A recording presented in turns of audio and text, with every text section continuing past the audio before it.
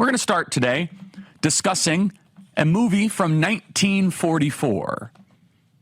The movie is called Gaslight.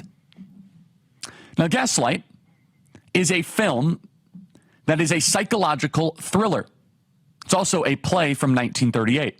It tells the story of Paula Alquist, a young woman who moves back into her late aunt's London home with her new husband, Gregory Anton. As Gregory manipulates and deceives her, he gradually convinces her that she is losing her sanity.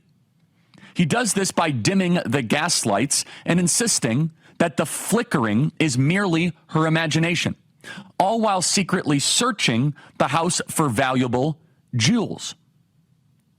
The film explores themes of manipulation and mental abuse, culminating in Paula's eventual realization of Gregory's true intentions and her struggle to regain her sense of reality. This explains it partially. Let's play cut 12.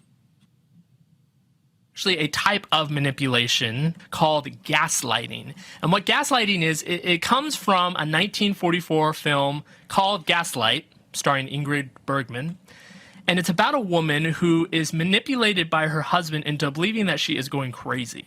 We come to find out the husband is actually just using the marriage in order to find something valuable that belongs to her.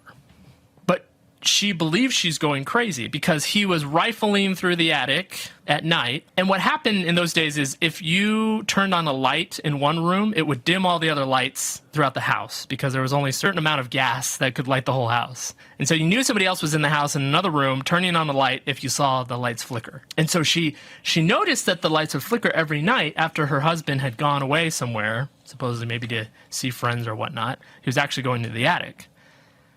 But he convinces her that what she's seeing is not true. She's imagining that the gaslight is going down, when in reality she knows better, but she believes him. And so that's what it means to gaslight somebody, is to convince them to deny their own reality. So gaslighting from an abuser makes a victim doubt their own instincts and sense of reality. Credit to Prism Counseling and Coaching on YouTube for that great summary. So it requires an abuser and a victim. We were gaslit during COVID. During COVID, we were told that early interventions will do nothing. We were told that you must wear masks when you shower, when you drive alone in the car. We were told that children must be locked down. We were told to stay inside, to be 6 feet away. Every time that you invoke the term gaslight, there is an abuser and there is a victim. With COVID, the abuser was the media. It was Pfizer, AstraZeneca, Moderna, Johnson & Johnson. And then there is the victim. We, the American people, were the victim. During COVID, we learned that 85 to 90% of the population can be convinced to believe a lie and is afraid to do something about it. During the lockdowns, we saw the horror of the country becoming the most suicidal, alcohol addicted, drug addicted in history. And we were told to stay safe because the media says you must have 15 days to slow the spread, 6 feet apart, unless, of course, you're part of a BLM protest and you're burning down the streets of Atlanta. That is a perfect example of gaslighting. Wait a second, that's not mostly peaceful. They're burning down Minneapolis. No, it's mostly peaceful in the pursuit of racial justice. There's always an abuser and there is a victim. Kamala Harris is the perfect gaslighting candidate. The same playbook that was used during COVID is now being deployed in full, ferocious support of Kamala Harris. People are asking me, Charlie, am I losing my mind? We had an amazing event last evening in Albuquerque, New Mexico. Steve Smotherman and his great church, Legacy Church. We had 2,750 people there, standing room only in Blue, New Mexico. And we were we were meeting some folks there beforehand, and they'd come up. They said, Charlie, one person said, Charlie, I thought that Donald Trump came up with the no tax on tips. But I was watching the news, and they said that Kamala Harris is going to say there's no tax on tips. And they said, am I losing my mind? I said, no, you're being gaslit. You are being abused by the media. You are being tortured. No different in a manipulative relationship. She is the border czar. No, she wasn't. She was never the border czar. We have tape. No, you're making that up. It's a figment of your imagination. We're told that Kamala Harris is tough on crime, even though that she donated to a bail fund to allow the worst people in society during Floydapalooza to get out of jail. No tax on tips. We're told that that is her brilliant idea. She is now carbon copying Donald Trump's idea of no tax on tips. Just look right here. This is cut one. Donald Trump announcing the idea of no tax on tips on June 9th, 2024. And Kamala Harris, with zero regard for the truth, plays into the gaslighting strategy and the applause. Yeah, Kamala. Yeah, even though she's the sitting vice president and she could tell the IRS to lay off the service industry, you are seeing the largest psychological manipulation program since COVID. Why? Because they worked out the kinks during COVID. They saw how easy it is to get the sheep to follow the signal, how easy it is to manipulate. Play cut one. Because when I get to office, we are going to not charge taxes on tips, people making tips. And eliminate taxes on tips for service and hospitality workers.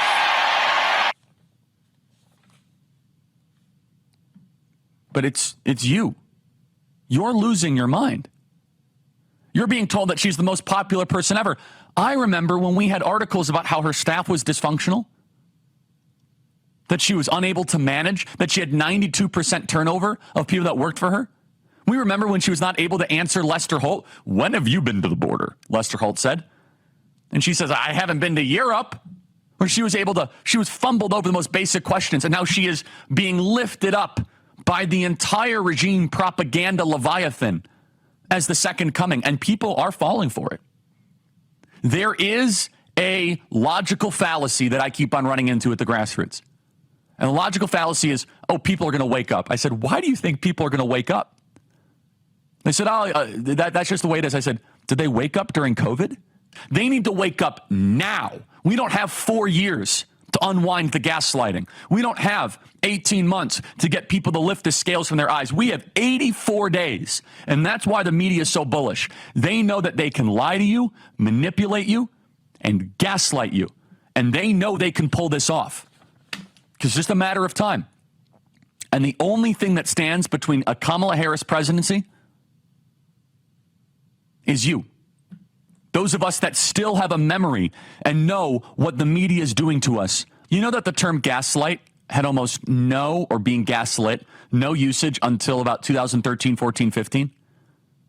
It was just brought out from the annals of history, resurrected, and now people have some understanding. And it is, you are constantly being abused by somebody who has a power role above you. Here's a little bit of the taste of the film. Play cut 16. It was written 2 days before she was murdered. Where did you find that? In this score, she must have left it here. It's written by somebody called Sergius Bauer. Give it to me. He said I wasn't any liquor. He said I was going out of my mind. You're not going out of your mind. You're slowly and systematically being driven out of your mind. But why? Why? Slowly and systematically being driven out of your mind. I know Kamala Harris is a cackling fool. I know she's a communist. Nope, she's not.